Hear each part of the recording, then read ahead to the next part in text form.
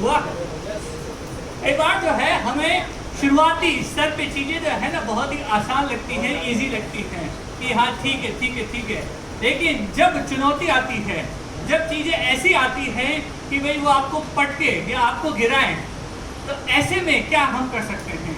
क्या हम उस परिस्थिति के आगे झुककर बोलते हैं कि हाँ ठीक है हमने हार मान ली, या हम उस परिस्थिति से अच्छे तरीके से सामना करते हैं और उस परिस्थिति पर क्या पाते हैं, जय को भी क्या करते हैं, प्राप्त करते हैं।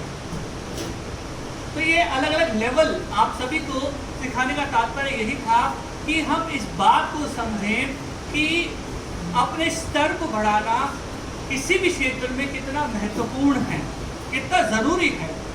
जैसा कि हमने इस वचन में भी देखा, इस वचन में लिखा हुआ है कि मैं लक्ष्य की ओर, मैं जो हूँ यहाँ पे लिखा हुआ है निशाने की ओर में चला जाता हूँ, दौड़ा चला जाता हूँ ताकि मैं इनाम पाऊँ जिसके लिए परमेश्वर ने मुझे मसीह यीशु में ऊपर जो है वो बुलाया है। प्रभु यीशु मसीह ने हमको बुलाया है। प्रभु यीशु मसीह ने हमें जो है एक तरीके से कहेंगे हमारे पास में परमेश्वर ने एक लक्ष्य भी दिया कि भाई हाँ ठीक है तुम ये करो, है ना, एक उद्देश्य भी दिया कि तुम ये करो। हमारे साथ में प्रभु यीशु मसीह भी है।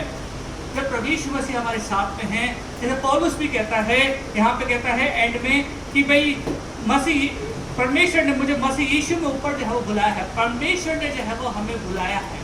जब हम परमेश्वर के साथ में हैं तो हमारा जो है वो यात्रा में हो सकता है कि उतार चढ़ाव हो या ऊपर नीचे हो, लेकिन जब परमेश्वर हमारे साथ में हैं, जब उसको पकड़े रहेंगे हम आगे बढ़ते रहेंगे, आगे बढ़ते रहेंगे।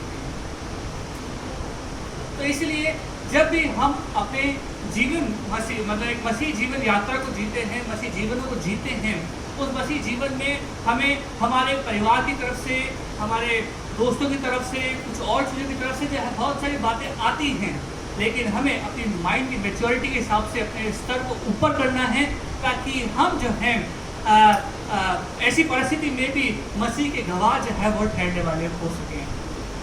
मसीह हमारे साथ में है। जब मसीह हमारे साथ में होता है तो यात्रा आसान होती है। जब मसीह हमारे साथ में नहीं होता है तो हो सकता है कि आपको यात्रा थोड़ी कठिन लगे, मुश्किल लगे, थकाने वाली लगे, लेकिन जब प्रभु हमारे साथ में हैं हम जो है अपने स्तर को ऊंचाई पर लेकर जा सकते हैं। यूहन्ना 15 उसका 5 वचन। मैं दाखलता हूँ, तुम डालियाँ हो, जो कुछ भी बना रहता है और मैं उसमें वह बहुत फल लाता है, क्योंकि मुझसे अलग होकर तुम कुछ भी नहीं कर सकते। तो हमें लेवल अप इसलिए करना है ताकि हमारा रिश्ता जो है वो परमेश्वर के साथ में और गहरा होने वाला हो सके और प्रगाढ़ होने वाला हो सके। क्यों करना है लेवल अप हमको? हमारा परमेश्वर के साथ में जो है वो और रिश्ता प्रगाढ़ और मजबूत होने वाला हो सके। देखिए आपने देखा है कि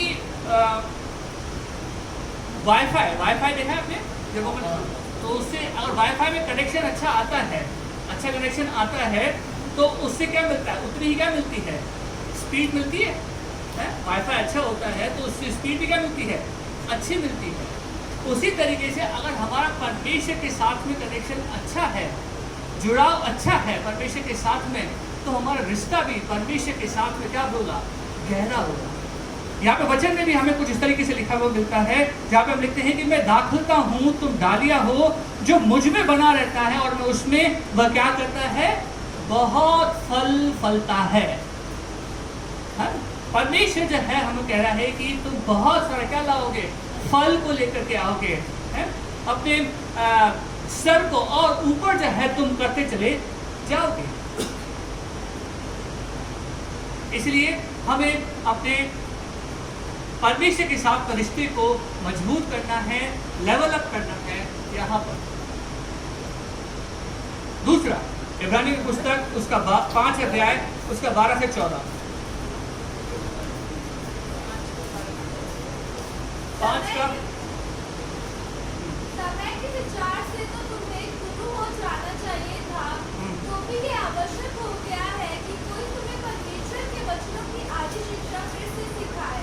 तुम तो ऐसे हो गए हो कि तुम्हें अन्न के बदले अब तक दूध ही चाहिए, क्योंकि दूध पीने वाले बच्चे को तो धर्म के वचन की पहचान नहीं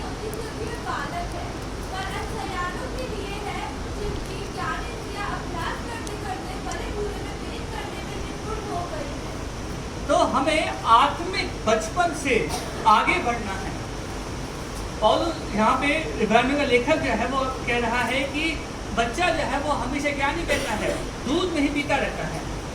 वो क्या खाता है, थोड़े समय बाद में अन्न खाता है, थोड़े समय बाद में फिर वो कुछ और खाता है, कुछ और खाता है।